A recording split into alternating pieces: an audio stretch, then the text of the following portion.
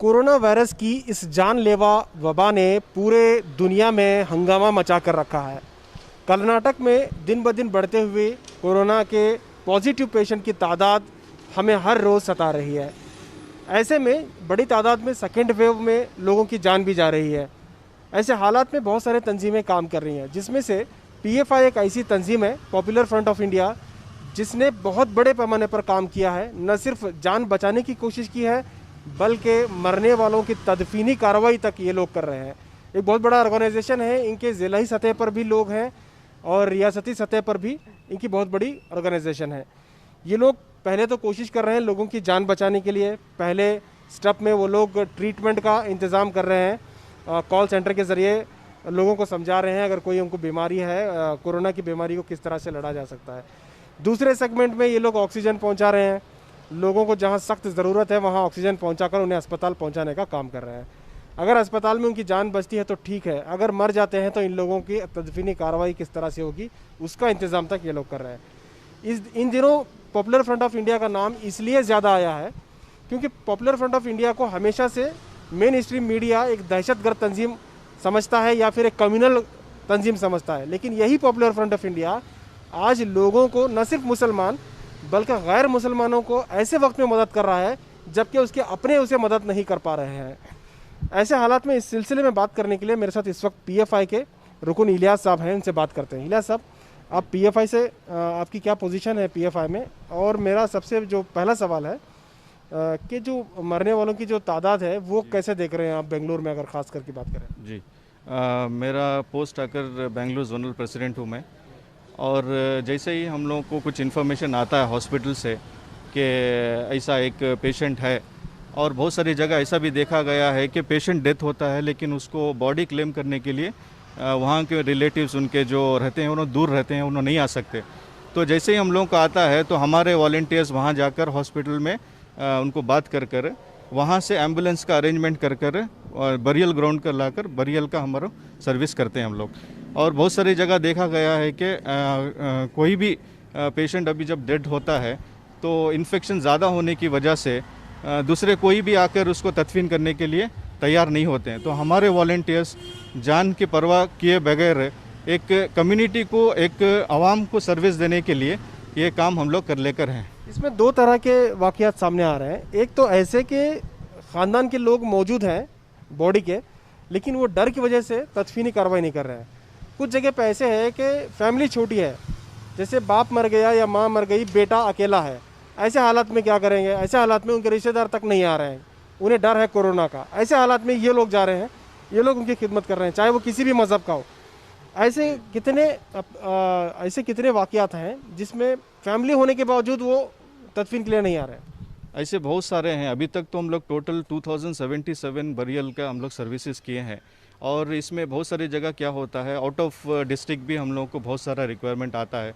जैसा कि शिमोगा से कोई इधर डेथ हो गया तो बॉडी को इन लोग शिमोगा नहीं लेके जा सकते हैं, तो वहाँ से हम लोग इधर क्या करते हैं, उनके रिलेटिव्स को बात करके पूरा तंजीमी पूरे हमारे जो वॉलंटियर्स हैं उसको तदफीन हम लोग करते हैं।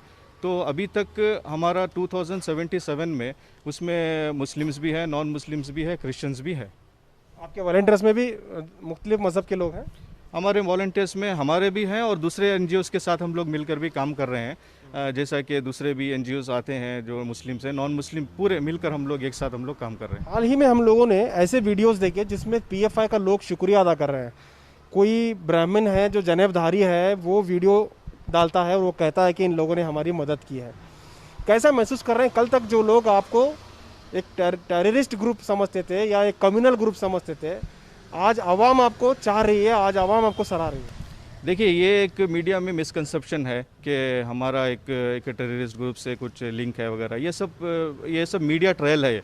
ये एक्चुअली देखिए, हमारा जो एक्चुअल सर्विस जो मालूम होता है ऐसे ग्राउंड में होता है। जैसा कि आपने बताया कि बहुत सारे फैमिलीज ऐसे हैं जो हमारे बारे में अप्रिशिएट करते हैं, लेकिन उसमें भी क्या होता है, मीडिया बहुत सारी चीज़ हम लोगों को नहीं दिखाता है। तो यहाँ से भी ऐसा भी हुआ है कि जो भी उसका जो रिलेटिव डेथ होता है, यहाँ तक कि एक चामराज नगर में ऐसा भी एक इशू आया कि एम्बुलेंस नहीं मिलने की वजह से हमारे जो वॉलंटियर्स हैं उसको टू व्हीलर में रख कर 1 किलोमीटर डेड बॉडी को लेकर गए हैं, जाकर उसके जो डिग्निफाइड तरीके से उसको जो बरियल करना है, डिग्निफाइड तरीके से उसका लास्ट रिचुअल्स किए हैं हम लोग। तो हर जगह पर हमारा क्या है, हमारा मेन मकसद क्या है, आवाम को, कम्युनिटी को उसका हम लोग फ़ायदा पहुंचाना।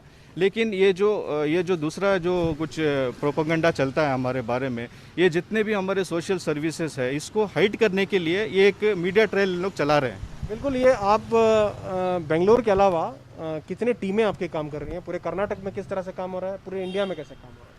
जी, यहाँ पर आकर देखिए, बेंगलुरु में केसेस ज़्यादा होने की वजह से यहाँ पर ज़्यादा हम लोग कंसंट्रेट कर रहे हैं। तो हमारा 3 सेंटर है, बेंगलुरु है, मैंगलोर है, गुलबर्गा है।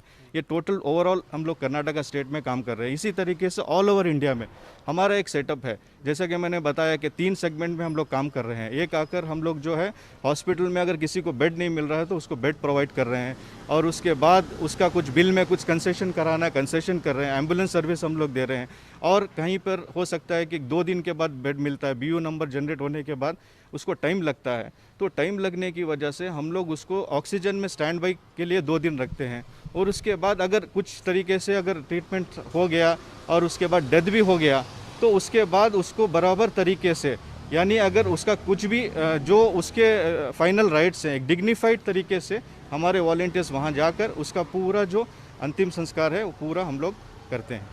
तो इस पूरे मुहिम में बहुत सारे लोगों की जान भी गई होगी आपके वॉलंटियर्स की? जी जी, ये पूरा एक मुहिम में कर्नाटका स्टेट में एक 10 हमारे वॉलंटियर्स इस काम करते हुए उनका इंतकाल हुआ है। अल्लाह ताला से दुआ है कि अल्लाह ताला उनकी मगफिरत करे। बहुत बहुत शुक्रिया। देखिए, इलियास साहब जो हैं PFI के मुकामी रुकन हैं, और उनका कहना है कि इस पूरी मुहिम में लोगों की मदद करने की ये जो मुहिम है, इसमें तकरीबन इन लोगों के सिर्फ कर्नाटक में 10 लोगों की जान गई है, जो मेन फ्रंट लाइन वर्कर थे। आप देख सकते हैं कि किस तरह से ये लोग काम कर रहे हैं, इंसानियत की खिदमत कर रहे हैं।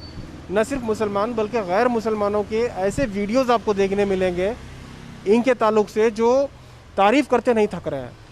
वो लोग कह रहे हैं कि हमारी कम्युनिटी के बड़े बड़े तंजीमें जो दावा करते थे वो लोग नहीं आ रहे हैं, PFI के लोग आके हमें मदद कर रहे हैं।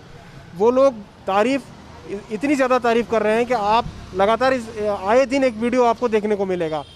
ज़रूरी नहीं कि हर कोई वीडियो बनाता होगा, लेकिन मान लीजिए अगर 100 लोगों की भी तदफीन होती है तो उसमें 2-4 लोग ही वीडियो बनाते होंगे। इसके बावजूद भी इतने ज़्यादा वीडियोस, मैसेज सोशल मीडिया पे PFI के हक़ में, उनके तारीफ़ में आपको देखने को मिलेंगे।